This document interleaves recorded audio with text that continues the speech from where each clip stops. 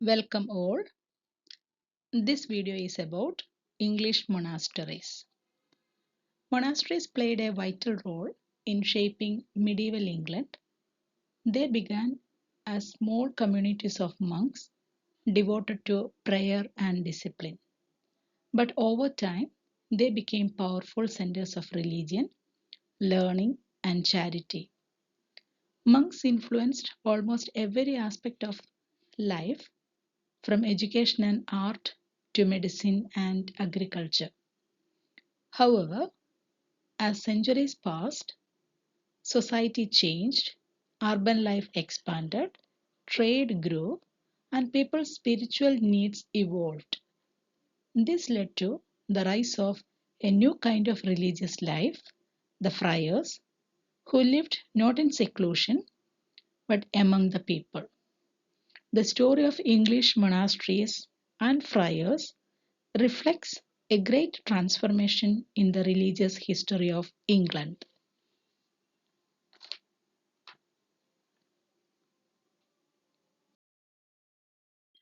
Christian monasticism began in the deserts of Egypt, where hermits withdrew from worldly life to dedicate themselves entirely to prayer and meditation. And this simple and spiritual way of life spread to Ireland and Britain by the 5th century. Saint Patrick, who converted Ireland to Christianity, while Irish monks like Saint Columba and Saint Aidan carried the faith to Scotland and northern England. They established monasteries and it became centers of religion and learning. And these early Celtic monasteries were often isolated, surrounded by nature, and focused on simplicity and devotion. The monks led peaceful lives, reading scripture, copying manuscripts, and serving as spiritual guides to nearby communities.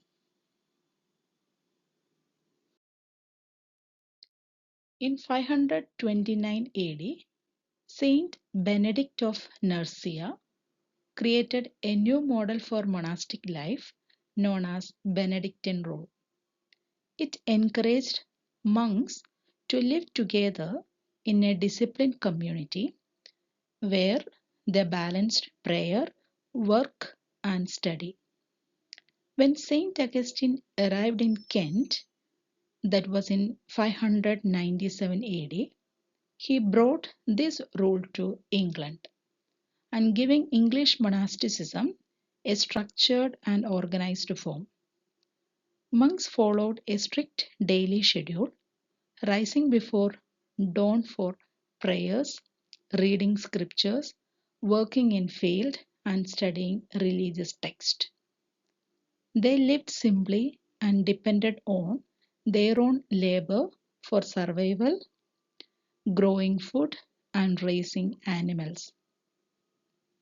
Lay brothers, who were not who were not fully ordained monks, helped with the heavy manual work and allowing others to focus on teaching and copying manuscript.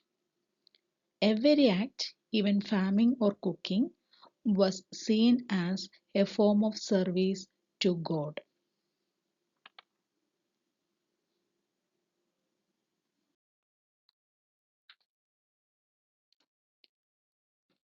So monasteries became a centers of knowledge and culture, especially during the Dark Ages, when much of Europe faced chaos and decline. Monks preserved the wisdom of ancient Greece and Rome by copying old manuscripts with great care. Some even created beautiful illuminated texts like Lindisfarne Gospel, known for their intricate artwork. Monasteries also served as schools for children, hospitals for the sick, and resting place for travelers. They produced food, wool, and wine, making them vital part of the local economy. Many monasteries became pilgrimage centers, housing holy relics and attracting people from distant lands. And visitors brought donations and trade, turning these religious houses into thriving communities that shaped both the spiritual and material life of medieval England. By the 14th century, the power of monasteries began to fade. The Black Death of 1348 took the life of large number of monks and nuns and leaving many monasteries deserted. Over time, some monasteries also grew wealthy and corrupt and drifting away from their original ideals of poverty and devotion. The final and most dramatic blow came under King Henry VIII. During his time that English Reformation happened, that everyone knows. Then when he broke away from the Roman Catholic Church, he ordered the dissolution of monasteries between 1536 and 1541. The crown took over their lands and treasures, and many great monasteries were destroyed. Only few, such as Westminster and Canterbury Cathedral, survived by becoming parish churches or cathedrals. The end of the monasteries marked the end of an age or a turning point in English religious history.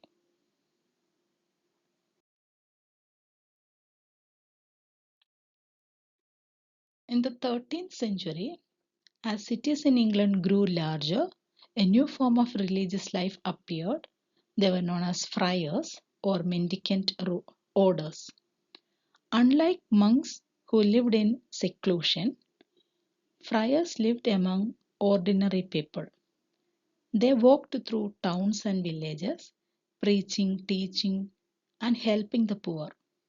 Their mission was to bring the church closer to the people and renew spiritual life in the growing urban centers. The Franciscan, known as the Grey Friars, they followed Francis of Assisi, a call for poverty and compassion. The Dominican or Black Friars, they focused on preaching and education and often countering heresies that challenged church teachings. The Carmelite and Augustinians also worked among the people and promoting prayer and service. The friars represented a great shift from isolation to engagement, from wealth to humility, breathing new life into English Christianity.